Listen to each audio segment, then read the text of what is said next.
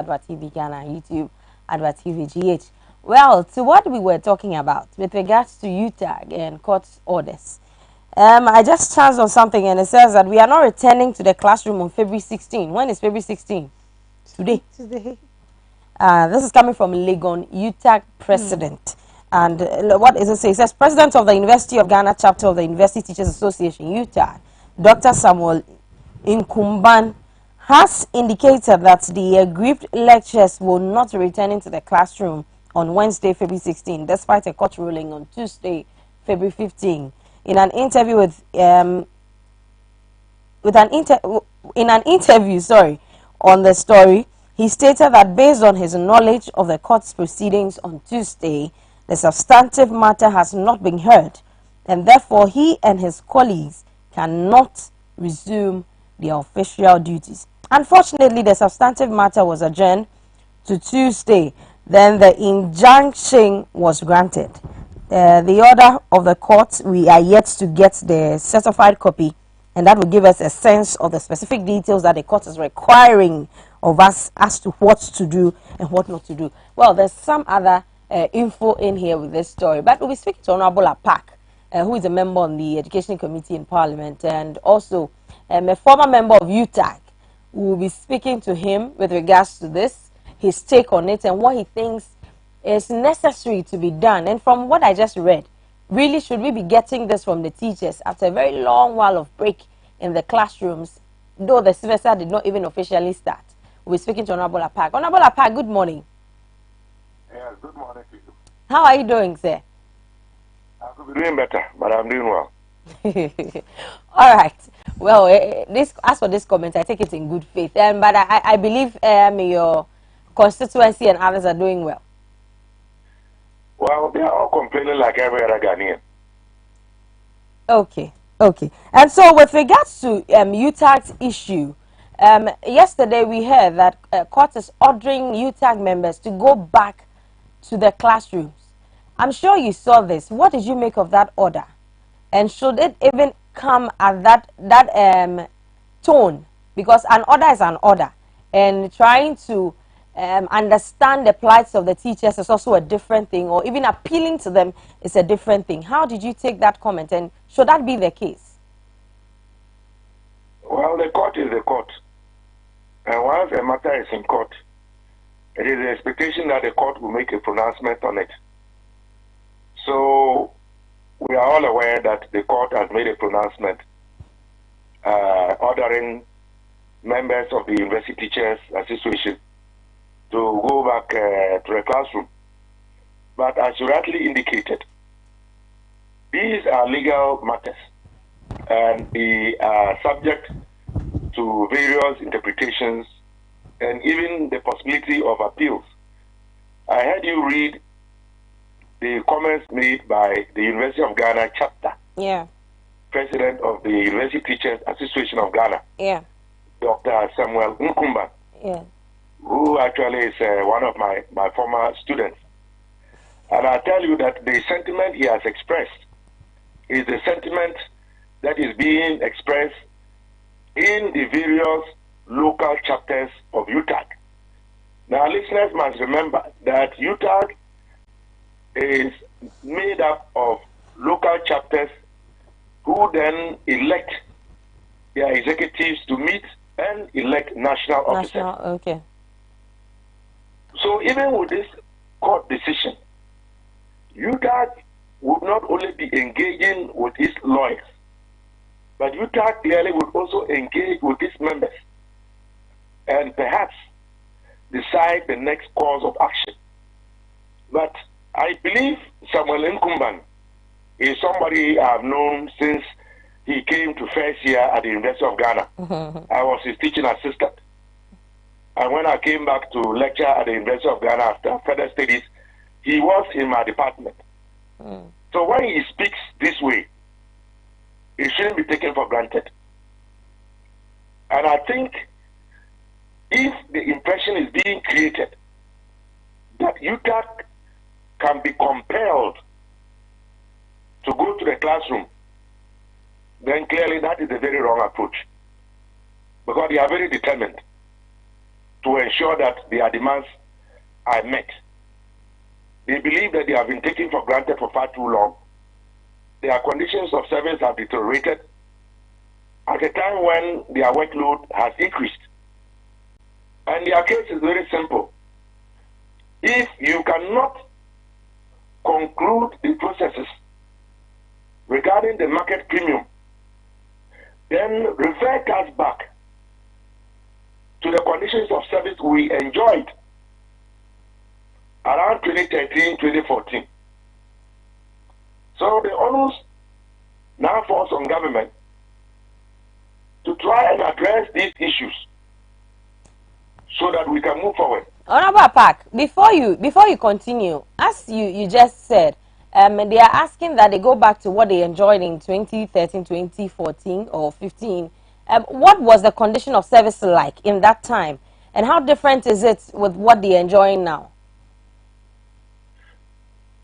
Well, at the time, for example, the salary that they received, and I was part of it, I will tell you, was much higher than they are receiving today. And so one would think that as time is going on, conditions of living are worsening, their workload has increased, student populations have increased, even basic teaching and learning aids. Sometimes these lecturers have to procure and use their own. Instead of them getting upward adjustments in salary and conditions of service, it has been stagnant and even less than what we were receiving when I was still a lecturer. I left the university in 2013, and at the time, the conditions of service were much better than today, because we didn't have that many students to begin with. We were more than the current number of lecturers if you look at the lecturer-student ratio. And so overall, the conditions of service of the university lecturer have deteriorated instead of appreciated. I mean, how would you feel if a PhD student that you train goes abroad on an exchange program and gets paid more than you, the lecturer in Ghana? How would you feel about that?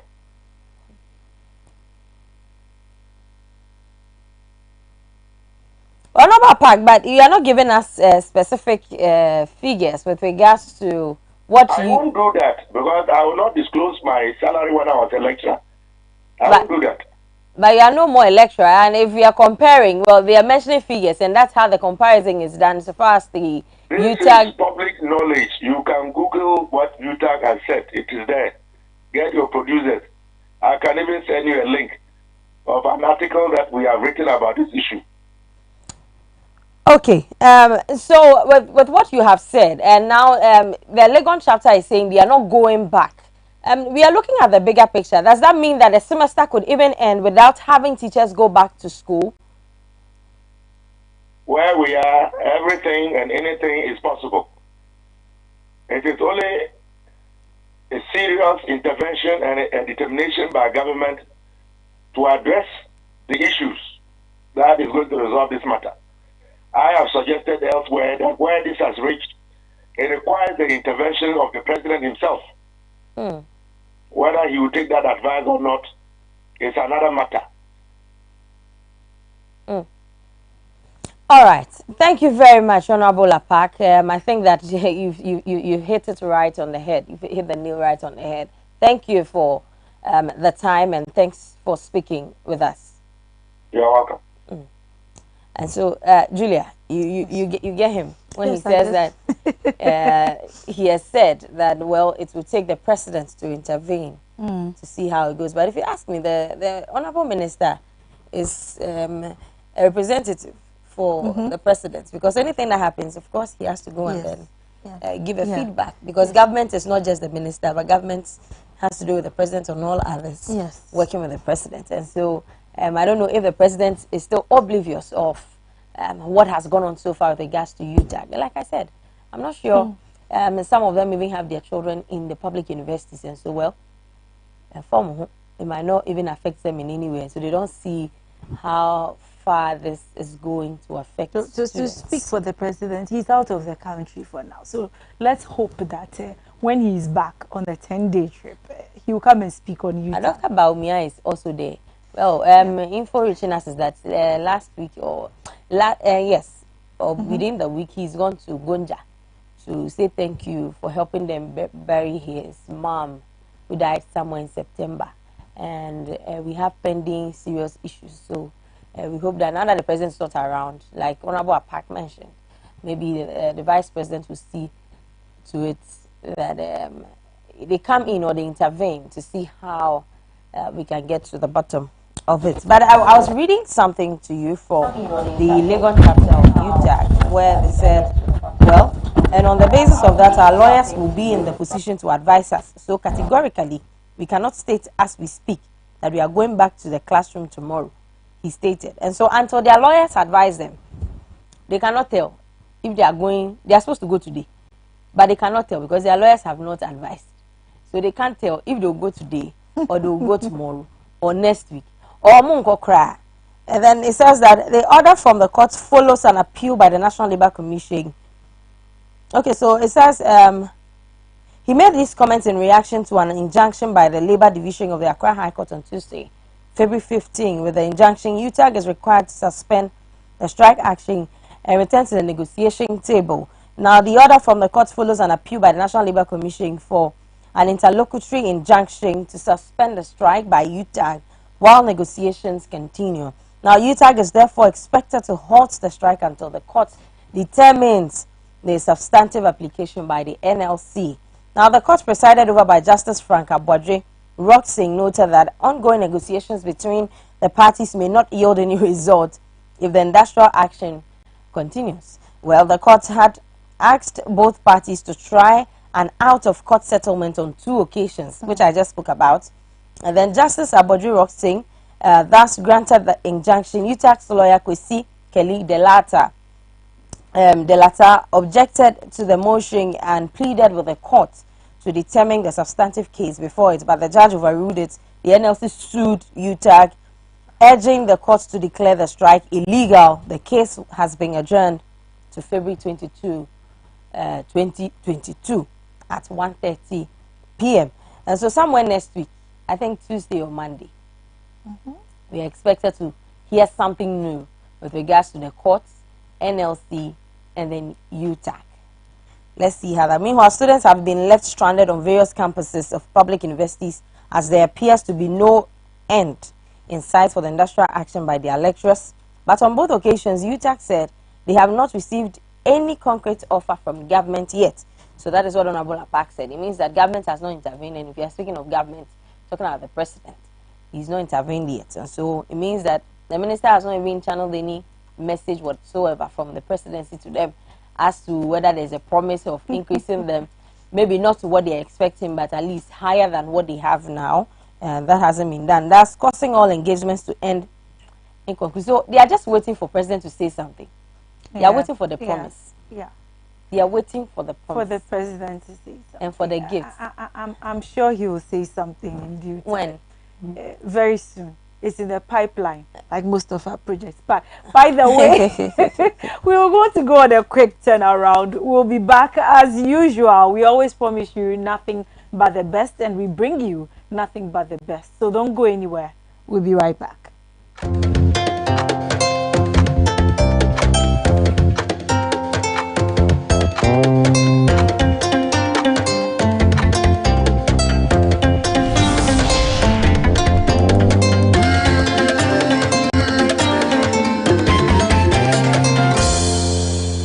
Announcements on Adwa TV. Contact Adwa TV for your general announcements, proclamations and publications, job vacancies, etc. at a very affordable rate. Call 050-92-57754, 020-9494-258, or visit our marketing desk at Stepwork Premises.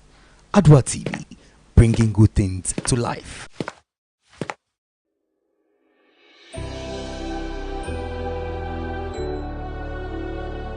Welcome aboard the safest airline in Africa. With industry-leading safety measures to protect your well-being. The first in Africa to earn a diamond standard of safety. Offering a more contactless, safe, and seamless experience. Delivered with a smile by Africa's first fully vaccinated crew. Creating special memories that bring the joy back to flying, so you can continue making memories with your loved ones. Book your flight with RwandAir today. RwandAir, the safest airline in Africa. RwandAir, fly the dream of Africa. So at Sonotech, we always pride ourselves of being a patient-centered facility. And so we always go the extra mile to put a smile on the faces of our patients. And we don't just wait for them to be unwell to come to us, but we always strive to ensure that our patients are always in good health. So the month of February is the month of love. And how best can we express our love than to give to our clients? So what we are doing this month of February is to give a 20% discount on all our health packages. Yes, all our health packages.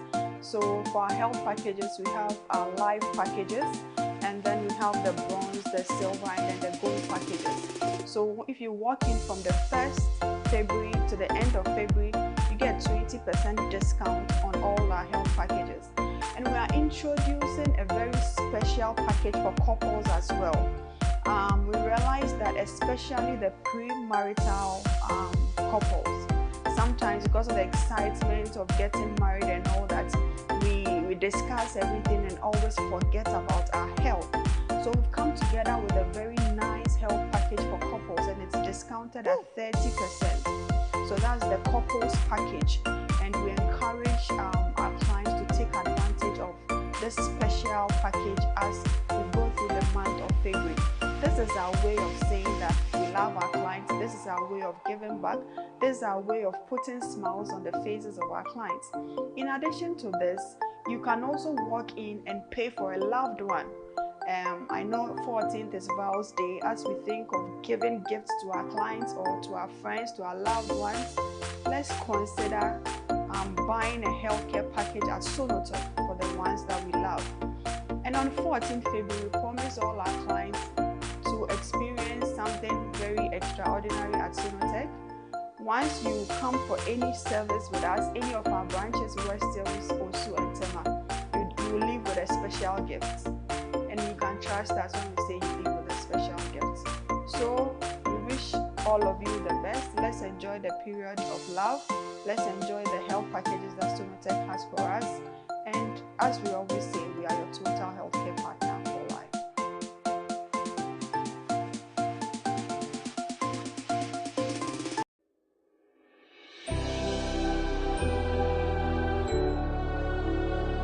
Welcome aboard the safest airline in Africa. With industry-leading safety measures to protect your well-being. The first in Africa to earn a diamond standard of safety.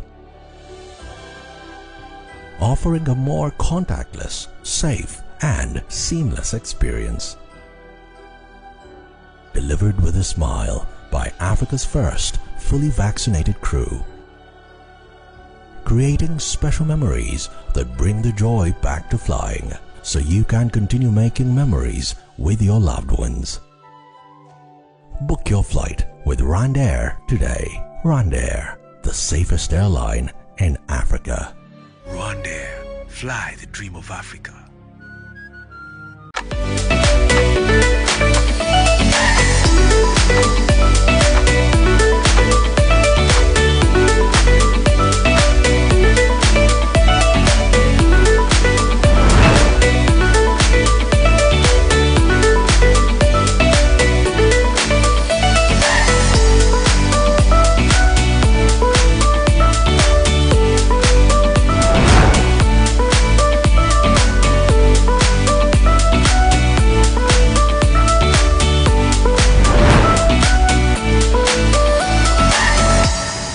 Announcements on Adwa TV. Contact Adwa TV for your general announcements, proclamations and publications, job vacancies, etc. at a very affordable rate. Call 05092577754, 02094944258, or visit our marketing desk at Stepwork Promises. Adwa TV, bringing good things to life.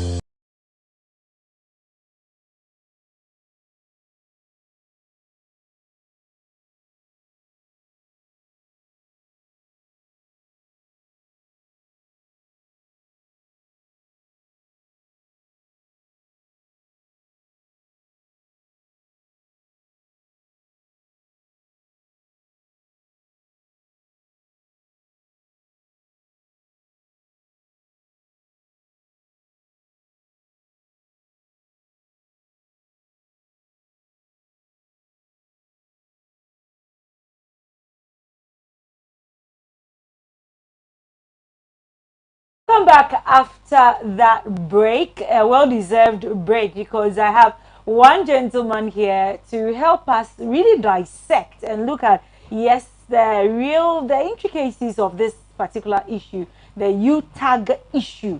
Is it an issue or a saga? Upa saga, upa bruhaha, whichever word you use to describe it. We're going to delve into it. We're going to look at what concerns, what should really bother us, perhaps as a parent, whichever stakeholder, wherever you stand in this UTAG issue. To do justice to this, I have the Honorable Mr. Should I say Mr. first? Honorable Mr. Suleimana Adams. Welcome to Adwa TV this morning, AM Ghana especially. Good morning. Good morning. And how has your morning been so far? It's been great. Yeah. I like it when I hear people say great. It means we should expect more great things as well. Sure. And the smile on your face is actually expressive of it as well. Definitely. we are alive. Okay, and that's the most important thing. That's the most important thing. All right. He is the MP of, is it Tai or Tieng? Which Tai. One? Tai. Tieng is it sounds Chinese. No. It's P. It's Chi? Yes. Hey, Tai. Tai. It's the name of a river. Ah, okay. River Tai. River Tai, okay. Yes. I think I like it. I like it. Tai. So he's the MP I'll take you to Tai. Will we go by road? Yes, by road. Well paved. You come and tell the story. Don't mind me. So, sir, we have heard a lot. In fact, the morning brought us a lot of news concerning UTAG, their court orders. Well, most of the news, I think all of the newspapers actually did record that that the court has ordered UTAG to get back into the lecture halls or back into the lecture theaters, whichever one it is. Looking at this whole scenario, what the Labour Commission had to do, the Labour Commission spearheading this whole injunction on the UTAG, whether they call it illegal or legal strike. I don't know before even what the court has to say, what is your take on UTAG strike? Is it a deserved strike? Do they really need to? Are there other measures? Any other thing they could have done to go on the strike? Let's look at it from that angle first. Thank you, my sister, and good morning to your viewers. I think this UTAG issue has been lingering for a long time. Yeah. You remember they have issued ultimatum upon ultimatum, Yes. and asking government to come in. I think from 2017. They're from 2017. They have been on this banter with government for a very long time. So for me, I think it's not good for us that we have to leave it to this level, to this level where students are in school for over a month. Yeah. Students have paid their fees, they have paid accommodation. Nowadays, the school fees is not even a challenge. Accommodation is the main issue. Fresh students struggling, continuous students struggling. Some students are in their final year. They need to graduate. They need to finish and graduate. So I think we've left it too little, too late, and it should not have gotten to this level. I sympathize with especially the students who are on campus, not knowing what to do. You can't go to the house. You can't, because you don't know when they will come back. You stay on campus. You are incurring more costs. You've paid off. So it's and the parents of these students. So for me, it's a situation that we should not have left it to this particular level. From 2017. From 2017, I think something should have been done. Yeah. Government should have done something about it, and I think eventually we will get there. I don't think we have managed it satisfactorily. Well, let me bring you these quick facts on this issue. The injunction, I'm talking about updates as of now, the court issue. The injunction application was granted by the Labour Division of the Accra High Court today, Tuesday, that is yesterday, yes. Tuesday, the 15th of February, 2022, and the court was presided over by Justice Frank Abuadje Roxton. So when it comes to the DWs, you know, these consonants merging, I have issues. He halted the strike, which is currently in its 5th week. Well, this means that lecturers must return to the lecture halls to teach. UTAG has been on strike, demanding better conditions of service, and the university lecturers have accused the government and the NLC of not having the interests of the university teachers or lecturers at heart. And that is what we've been looking and talking about, having the UTAG members or lecturers, their interests at heart, their welfare, conditions of service. You heard Anastasia's take on this particular issue earlier on, and I asked the question earlier on that what would be the worst case scenario in this particular issue. Yes, we are already seeing students suffering. We are already seeing parents complaining and talking, because students suffering means that parents are affected whether they like it or not. Well, students may bear the emotional aspect of it. Parents will take the emotion. They are paying for the fees. They are thinking about the security of their students also on campus, because when you're expecting them to be in their lecture halls, they are not in the lecture halls. Where would they be? Where can they be? You know, and all that. You talked about accommodation, the tuition, and all these issues surrounding this particular issue we have on the table right now, UTAG. Now, the court has come in to order them to go back to the lecture halls. If UTAG, and I read something earlier, I don't know if you've been with us earlier, that UTAG is saying they have not heard from their lawyers yet. I was reading something earlier where UTAG is also saying that they have not really even seen the court order itself, they themselves. So as to whether they will even see it, and they are being ordered to go back today, and they are saying we are yet to see this, and we are yet to decide, and we are not going back today. Obviously, we can't go back today. What do you think will be the worst case scenario in this particular issue? Thank you, my sister. I want to talk about the best case scenario first. Okay, no problem. The best case scenario. I think the best case scenario is for both sides to come back to the negotiation table. Okay. If you use coercion, it may not work. The court has, I don't think what the court has done is the substantive issue. I think it's the motion for injunction that has been granted. So a lot of in-house discussion still needs to go on. All right. I'm urging the government, as a matter of urgency, to come in. You see, NLC has been in the middle between the government and UTAG. Okay. What UTAG want is their problems to be solved. These are category of people that we have trained. Some of them have trained themselves. Okay. And they feel that they are not getting what they need. And I actually agree. If you pick the conditions of service of a PhD holder, it is nothing home to write about. It is something that as a nation we must start conversation with. Okay. It is what has led to this strike. So it is not about coercion. It is not about intimidation. It is about bringing them on board onto the discussion table. So the court has ordered. Yes, what they are saying is procedural. They are not heard from their lawyers. I know they will hear about their lawyers today, and I know the lawyers will also advise them. But I'm urging the government. I am urging the National Labour Commission and the government through the NLC to, as a matter of urgency, bring closure to this impasse. Okay. Because the worst case scenario, like you mentioned, is for UTAG to also resist and say, we don't agree with what the court has said. And that we are not going back to the classroom. Are you going to sack all the teachers, all the lecturers? Are we going to throw all of them to jail because they have disobeyed the orders of the court? Our education is at a standstill now. And remember, education is like a jigsaw. It's like a puzzle. When one angle of the puzzle is not working, it affects all parts.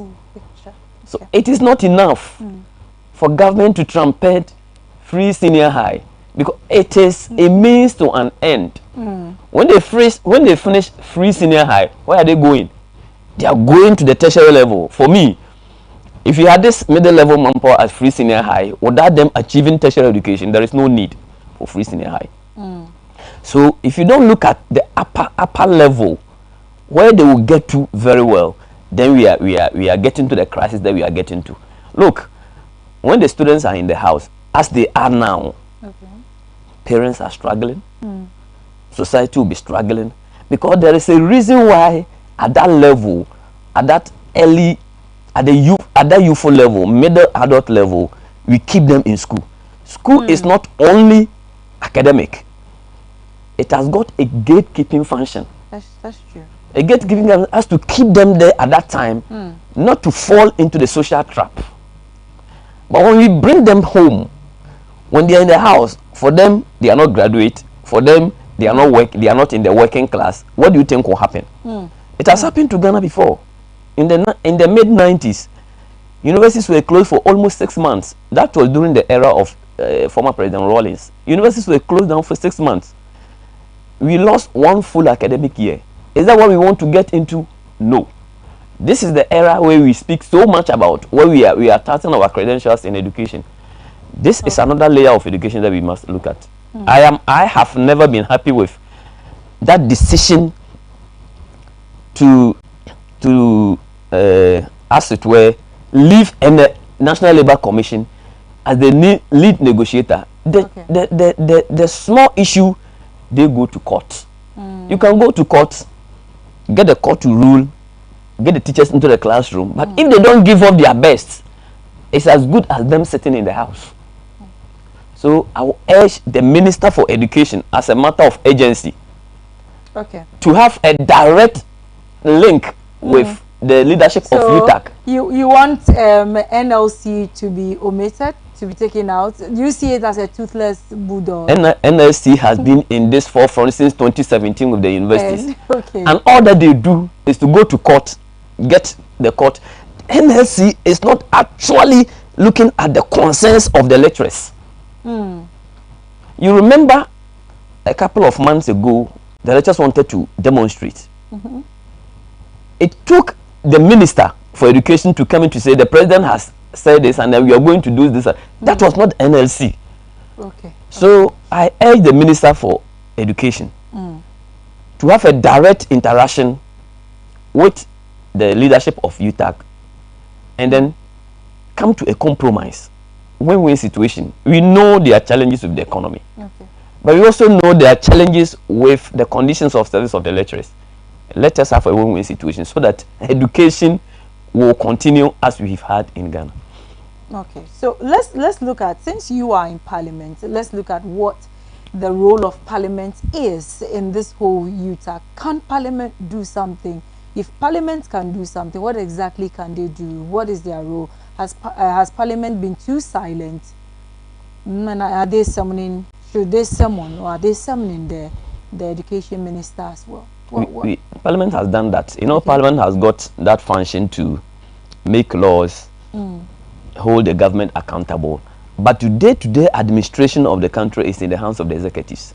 Sure. So what Parliament can do is to summon the Minister for Education to kind of explain the circumstances under which this strike is going on, which has been done. We've asked questions about it. We've asked questions about all the other components of education. So Parliament is doing its part. What Parliament can do again is a committee of Parliament responsible for education to also get into the bottom line. Maybe call the stakeholders, the various stakeholders in this brouhaha, and then sit them down and find out what actually is going on, which I think Parliament have to do. They have not done that. Parliament has not done that. Yes, but I you don't did say that Parliament has summoned the education minister on the floor of Parliament to answer questions about this UTAG what are issue. some of the questions, if you can enlighten us, and his responses to? We really want to know. I remember the deputy ranking member asking the Minister for Education about the conditions of service of these university lecturers. Okay. Yes, the minister gave his answers. He explained that at the time that he was speaking, there were negotiations ongoing between NLC and the leadership of Okay. So it comes back to the same issue. thing. Okay. So I'll urge the minister to now we've gotten to a crisis point. So is it I mean, what was the way forward for, I mean, talking about the sermon between Parliament and the Ministry of Education, or the Education Minister? With that response, what else is expected of him? I mean, you speaking for Parliament, is Parliament putting pressure on him to make sure that some agreement or some resolution comes from the negotiation table between the UTAG and the NLC? Of course, you know, Parliament is not always, with the exception of what happens on the chamber, most of the things that Parliament does is on the low key. I mean, it's not in the media landscape. It's very committee level. You know, media people don't usually be at the committee level unless it is. So usually, it's the committee of education that takes up that responsibility, and they have actually been working. Because I remember the ranking and the deputy ranking and members of the committee actually have met both sides of the coin.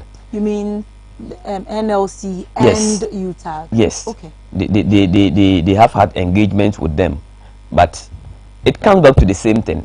It comes back to implementation. It comes back to resources. Okay. So I think it's time we look at holistically the conditions of service of our lecturers. Okay. That said, my mind is now battling.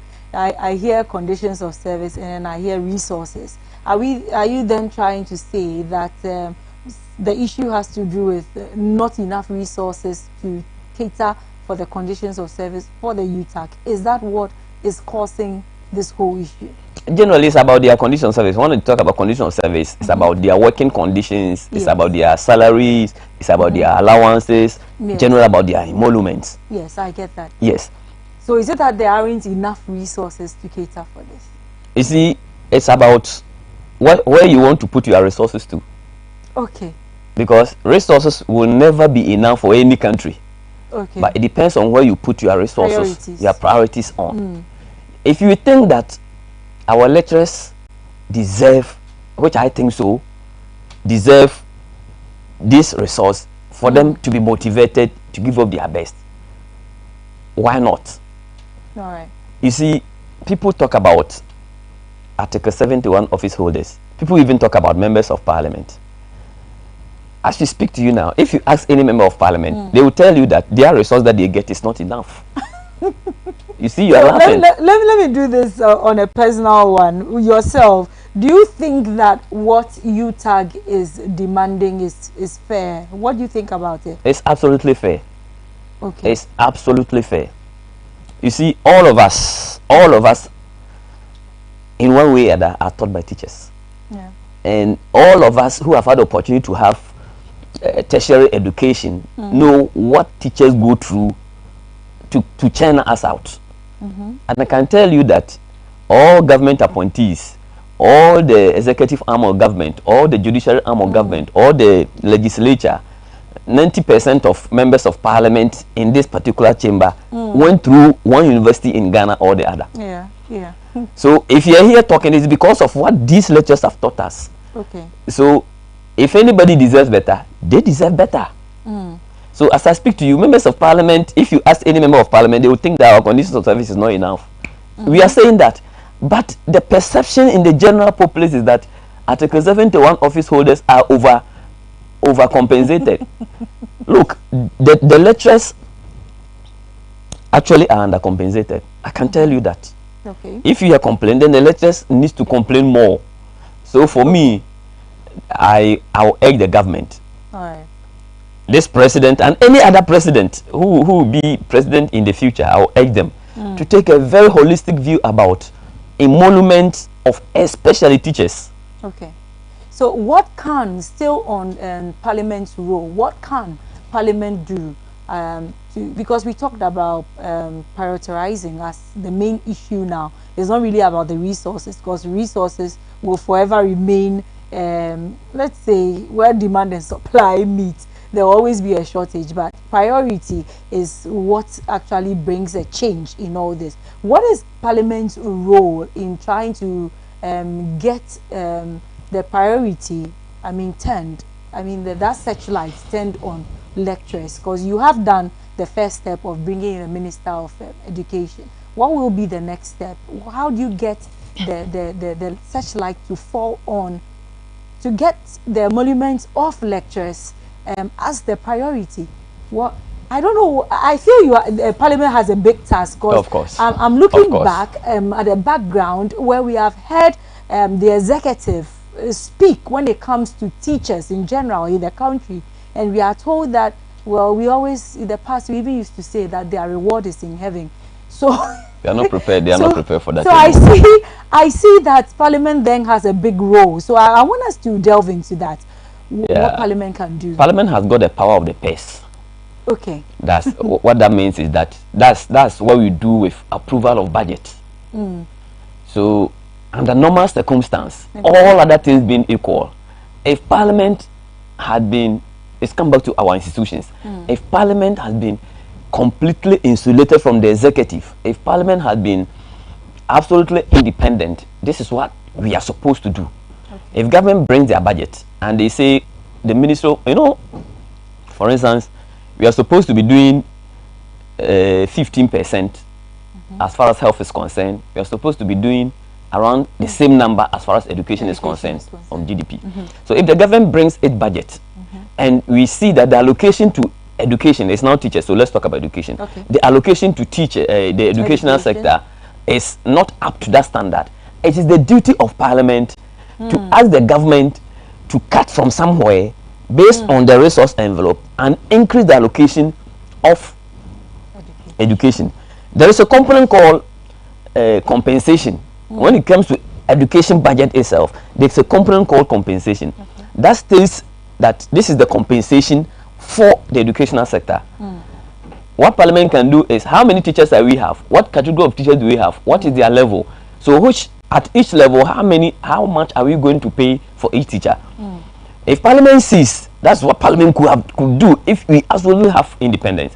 But if Parliament sees that, okay, for a teacher of this level, this is the salary, and we need to top it up, then we need to do realignment of the resources and top it up for the government before we pass the budget. Okay. So we are not supposed to just pass budget. It is one of them that you people are seeing now. Yes. With the e-levy. That is the power of Parliament to determine how government gets resources and how government spend the resources. But because of the way our Parliament have been structured, where about 50% of ministers of government must come from parliament. Usually, parliament don't have that independence because it is the ministers who are appointed by the same president who are supposed to be acting in parliament. If you have your hand in the mouth of somebody, you don't knock the head of that person.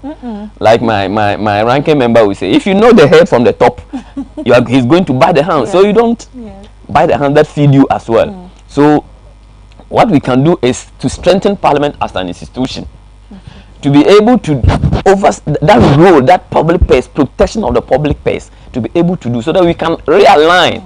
So sometimes when we argue on the floor of parliament, we are urging government to increase allocations to a particular ministry. I remember the current speaker of parliament telling us that it is our duty. It is the duty of parliament to be able to determine allocations to various ministries. But in this current form, parliament has not gotten, we have not gotten, and I think it's something that we need to focus our attention on. Okay. All right. So we've seen, in other words, there's a shortcoming. It's a shortcoming of our constitutional. Of our constitution. Yeah. Well, MOE, that's the Ministry of Education, gives deadline to close down universities as UTAG strike continues. So I want us to look at the Ministry of Education and how they want to resolve this, because we talked about all the challenges that the stakeholders, students, parents as well, are facing on campus as we talk. I mean, some are even in the house. They've gone home. Is this the best thing to do at this particular moment? Closing down? Because it's the 5th week. I think I heard the release from the MOE before the court issue came yesterday. And I think it was at that time, I think it was the best thing that the MOE could have, Ministry of Education could have done, because you can't keep the students in school, no tuition going on, no academic going on, and they are still in school.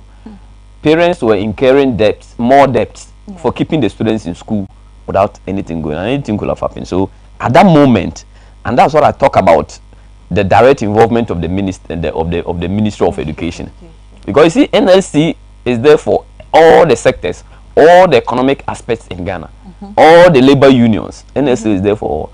But if at a particular point in time you see that in your particular field, negotiation between NLC and the labor unions are not going on well, then it was incumbent on that particular Ministry of Education, led by the minister, to have intervened. Because you think Ministry of Education will be more empathetic, because they understand the nitty-gritties of the issue very well. They are supposed to. The minister is supposed to, because you see, this court order will not be the end of this issue. I feel like it's going to start again. Yeah, it's going to start, because now the lecturers, the substantive issues that they have raised are there. Yeah. So the court may order them. They may go back to the classroom, but this issue may come up again, maybe if not middle of this year, by the end of this year, or subsequent years. So we need to hold the bull by the horn, head on, and solve the issue midway. You see, when you go to negotiation, you are not going to get everything that you are looking for. If you are looking for everything that you are looking for, don't go for negotiation. Then when you enter into the negotiations, to be prepared to soften your stance. So when the court asks them to go on to arbitration, to go on to take it out and go and do arbitration, straight away the lecturer said they are not prepared. It means that NLC as an arbiter has not got the wherewithal to be able to solve the issue. That's why the ministry need to come in. That's why the presidency need to come in. Because now the lecturers have shown directly that they don't trust NLC, the National Labour Commission. So now it is the turn of the government to directly engage them, to assure them truthfully, justifiably. And that is what we must do now. Even as the lecturers are ordered to go back to the classroom, let the government take up the negotiation by himself. So why can't Ministry of Education do that? They do represent government. Yes, that's what I mean. When I say government, I mean the Ministry of Education and the minister. If it gets beyond the minister, the president, he appoints the ministers to work for them. We don't vote for any minister. We voted for the president. So that's why we have an executive governance. So everything in this space is the president. But he can't do everything. So he appoints ministers. So when you appoint a representative to go and solve a particular problem for you and is not able to solve it, it is incumbent on you to step in. Okay. So eventually, ultimate responsibility is with the president. All right. So the minister must come in. If he's not able to solve it, the president must come in. Okay, so I am reading this as well.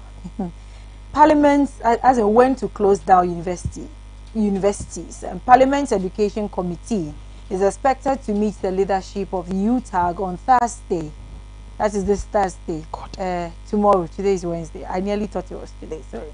On possible ways to end the ongoing worldwide industrial action, as made known by a committee member on one of our sister CTFM. Last week with the following statement: we plan to hold the meeting next week, listen to them, and hopefully bring finality to the matter as we appeal to both sides. Now, looking at what whether closing the universities or not, with this court action right now, we're seeing that, of course, it means that school is supposed to continue. Universities are not going to be shut down. But looking at what UTAG is saying now, updates on what they are saying now, not going back to school today, well, whether tomorrow or next week, we don't know. But we see here that Parliament is supposed to have, the Parliament's Education Committee is supposed to have a meeting with UTAG. Will this meeting come on now after the court action? Will it come on, and will it change anything? I think so. Okay. I think it should come on. All right. And I think because the issues, you see, the court order doesn't solve the problems of UTAG. Okay. So I think this meeting, like I tell you, like I was saying, Parliament has got that responsibility to oversight government. All right. So if the government is not doing enough, because if the government has solved the problem, the Committee on Education will not come in, like I said. They have had engagement, and I think if they're able to meet the Committee on Education again, it will lay out what they actually want. The Committee of Education has both sides of the house involved. And people who are knowledgeable in the education sector are the ones who have been put into the Education Committee. So they will bring, some of them are even lecturers, some of them are former lecturers. So they will bring perspective from governance level and perspective from the teaching level, and I think if they come in, it will support. But I still insist that the ministry must take a lead, because it's come back to the resources. So the ministry must come out with something that will at least bring the lecturers on board. Okay, so I will seek for your personal opinion on what you think the ministry can do right after this break. So we would like to go on a quick commercial break. When we come back, we're still on UTAG strike and court action. So don't go anywhere. We'll be right back after this break.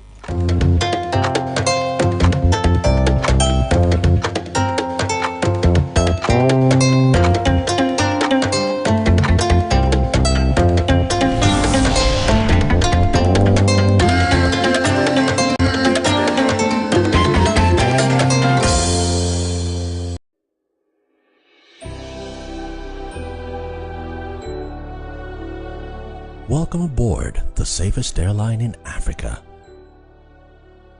With industry-leading safety measures to protect your well-being.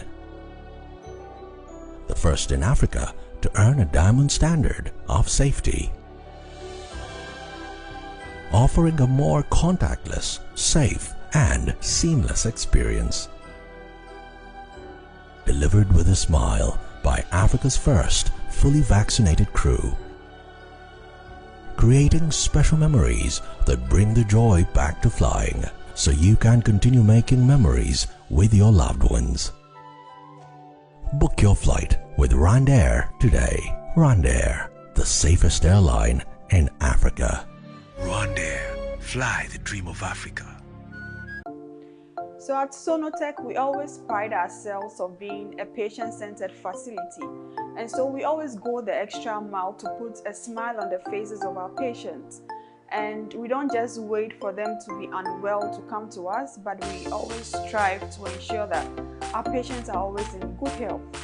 So the month of February is the month of love, and how best can we express our love than to give to our clients? So what we are doing this month of February is to give a 20% discount on all our health packages. Yes, all our health packages.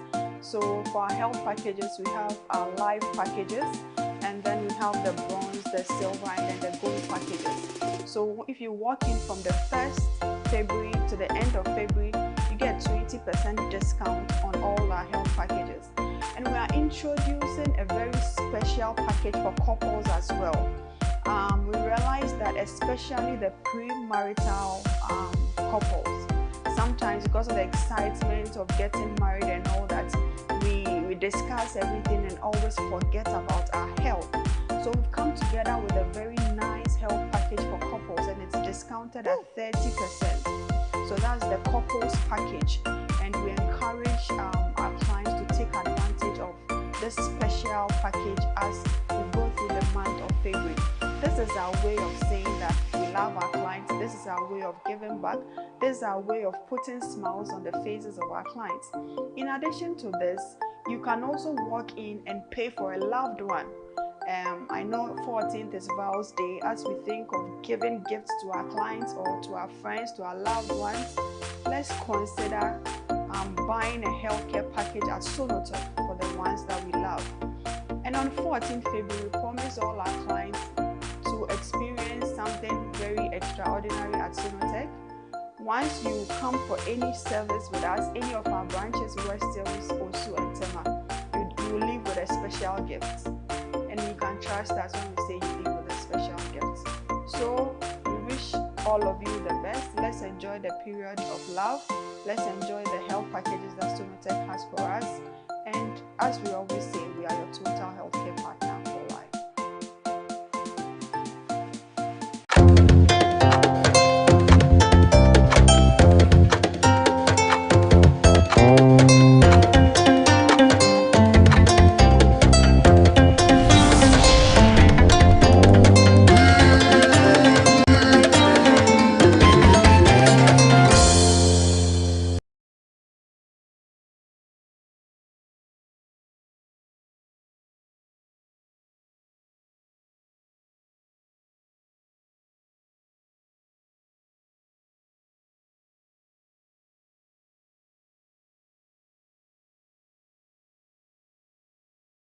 Wanted the Honorable Suleimana Adams to give us, if he were in the Ministry of Education, hey, what do I say? The minister's shoes or in his chair. Okay, what do you think? What would you do to help? You know, if not solve it at all, to give UTAG some confidence that you are working towards meeting all their concerns, and what would actually assure them, give them that guarantee as well, and will cause them to move into the classrooms. And I think that they moving of their own volition to the classrooms also would yield much impact in the lecture halls than an order from the court. So as the Minister of, I know you are not, but if you were, what would you do? Yes, as the Minister.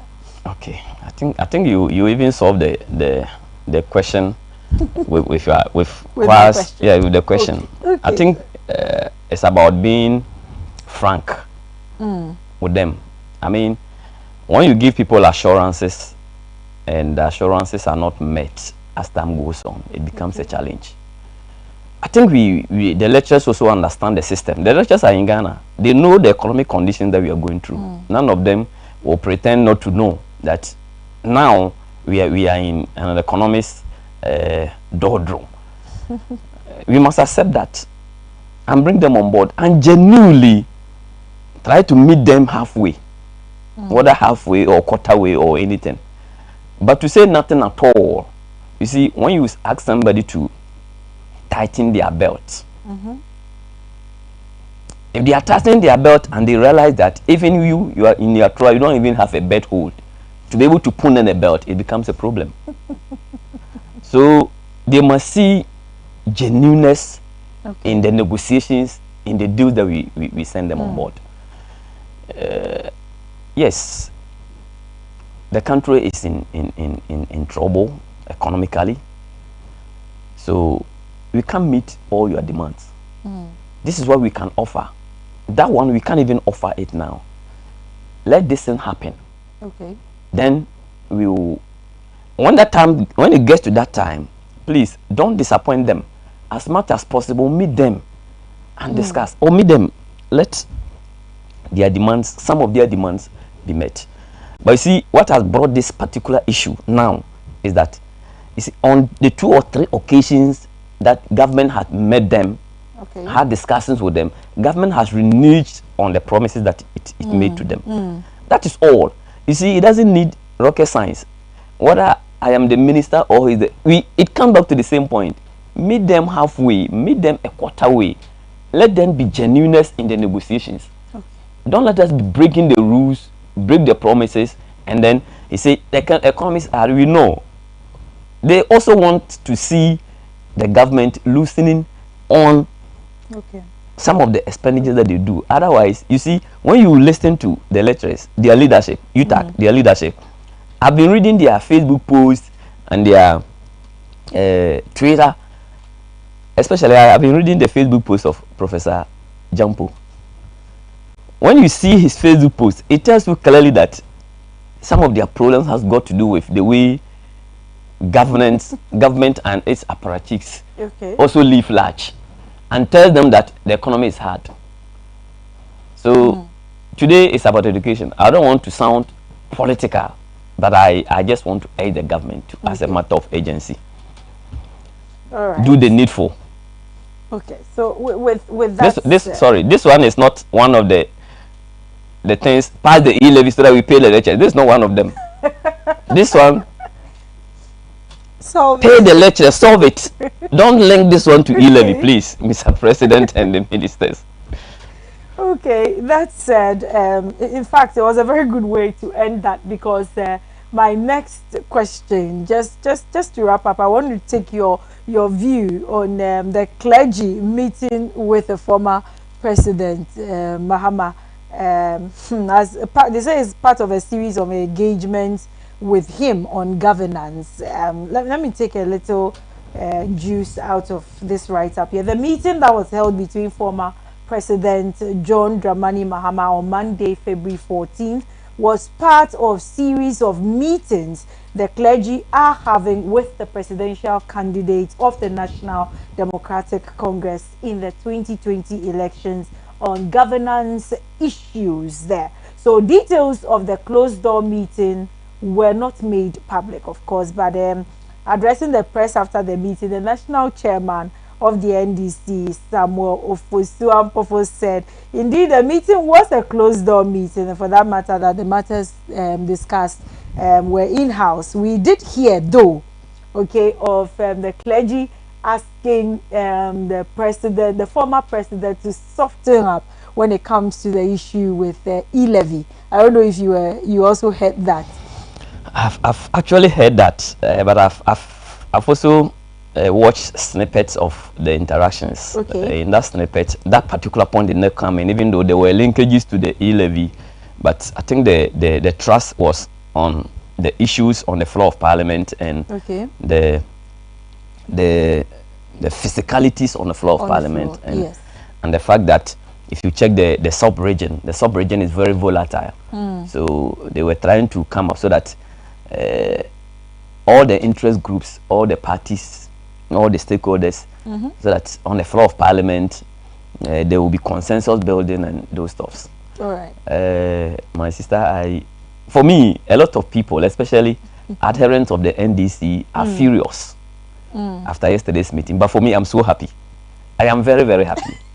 I'm very happy because the chicken has come home to roost. Okay. Because we have been calling for this. Because you see, Ghana is stable. Our democracy is stable, not because of anything, but it's because of our culture and our way of life. This is a country where we revere our chiefs. This is a country where we are so religious that, in fact, we respect our traditional our religious leaders than political leaders. whether we like it or not. We revere our traditional and religious leaders than the political leaders. So we have been able to live by this way because of the institutions and the creations of the Constitution. Okay. The Constitution gives reference to the chiefs. The Constitution also recognizes the importance of our religious leaders. It is the reason why we have the Council of State as an upper body that advises the president on governance issues and the rest. Okay.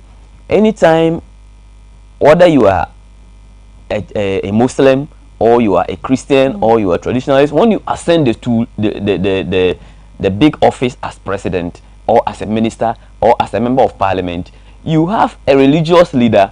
When issues become critical, he can bring you down. He can ask you. Oh, that's true. Yeah. That is how we've managed to hold this democracy. Where others are failing, we have held it. Okay. I like your way of enlightening this. Yes. Thank you. But for the last couple of years, you remember when former President Mahama was the president, you see, the preaching in the churches and the mosque are not left to the mosque and the churches alone. On governance issues, chiefs have spoken. Okay. Even during the era of PNDC, during the era of military juntas, religious leaders have voiced out. Okay.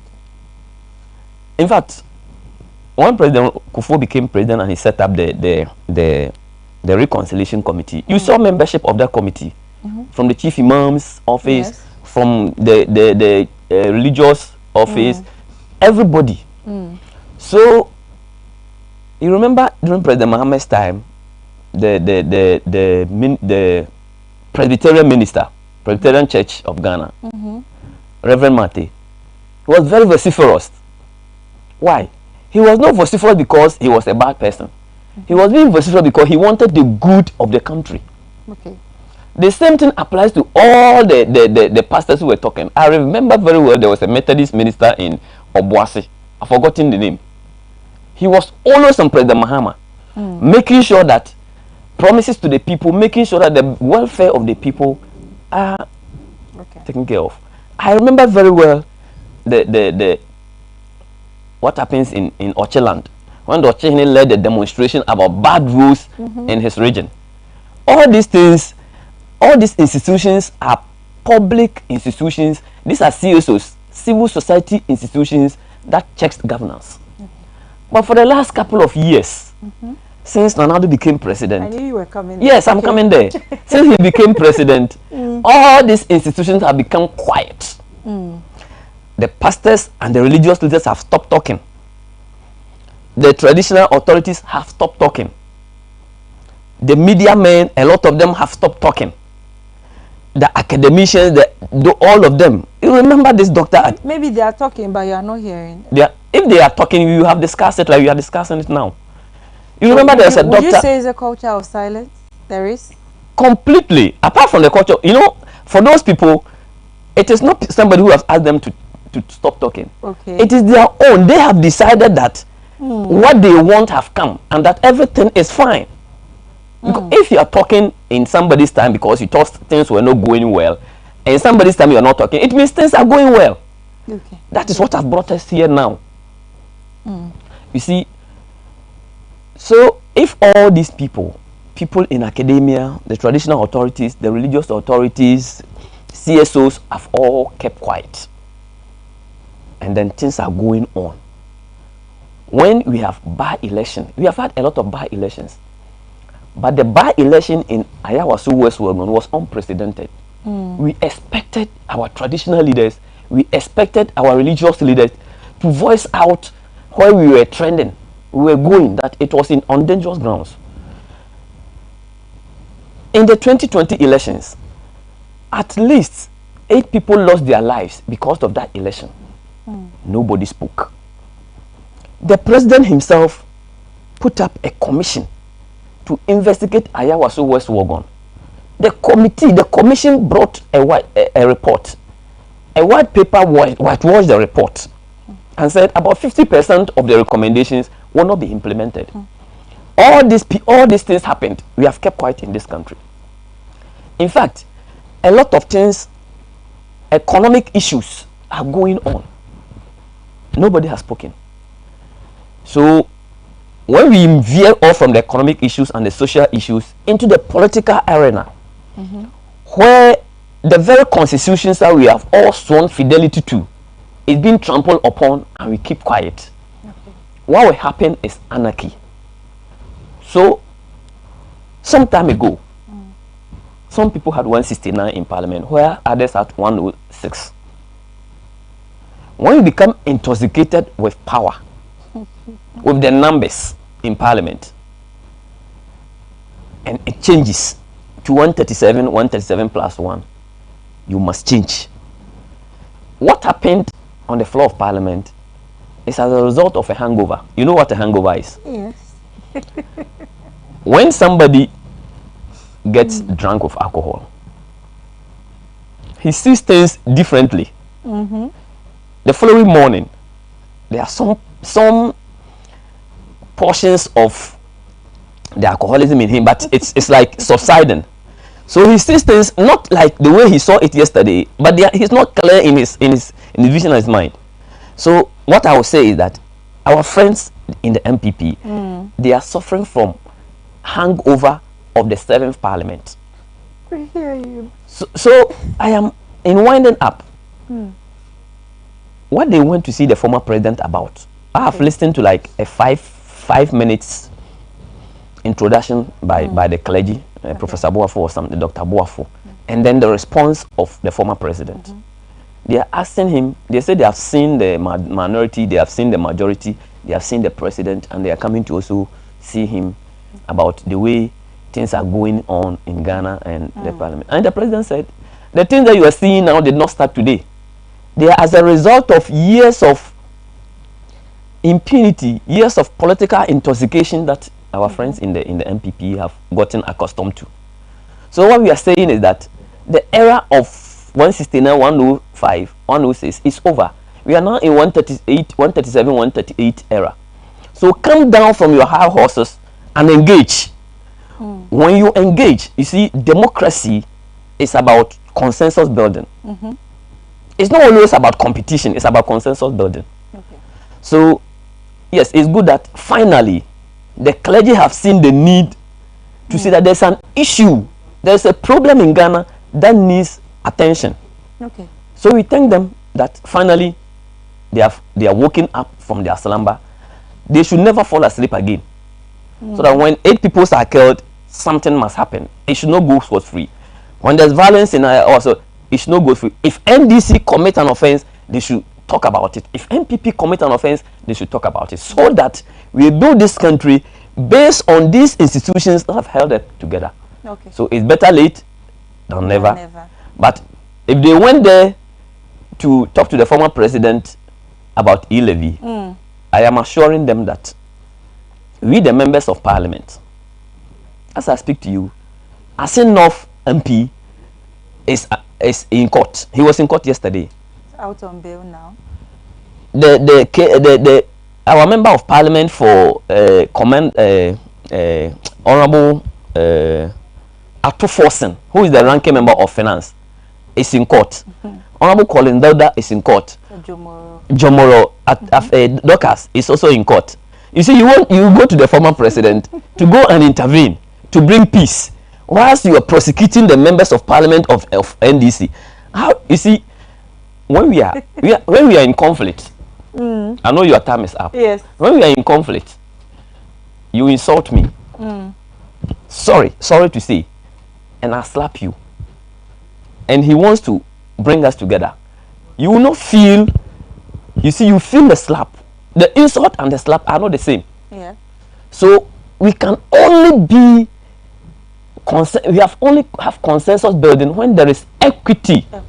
So if the president and the government want the former president to intervene in anything about his party and his members of parliament, they must come with clean hands. You don't prosecute us. Political prosecution has no basis. As enough alone, he's in Supreme Court, he's in Appeals Court, he's in High Court. What kind of system are we building? So my time is up. Just a word for your constituency before I... Yes. Let me look at their face and greet my constituents in time. All right. Good morning. Thank you. I know you are watching me. I know you are following up. Thank you for the opportunity to give me to represent you.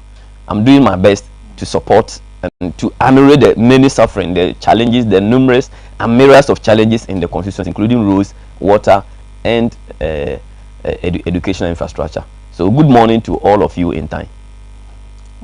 So that is a wrap up from Honorable Sulemana Adama, and also a nice warm message to all his constituency members, people of Thai. I hope I got it correct. Good. Thai. Unfortunately, yes, we could not have the lawyer who was supposed to be our second guest here today because he's gone under the weather. We do hope, wish him speedy recovery. Yes, that's coming from AM Ghana crew, and from the AM Ghana crew also to all of you watching us. It's been a blessed morning, and let that blessing affect your day. Remember that you always keep that smile up. Let the energy that rolls away the yesterday and gave you today keep you forcing throughout this day. Remember, it's not over until it's over. We will be here 6 a.m. Jonathan Ama will meet you with the news tomorrow, Thursday, the 17th of February. Don't go anywhere. Remember, we continue to bring you nothing but the best. Good things, Adwa TV. From the AM Ghana crew and me, it's bye-bye.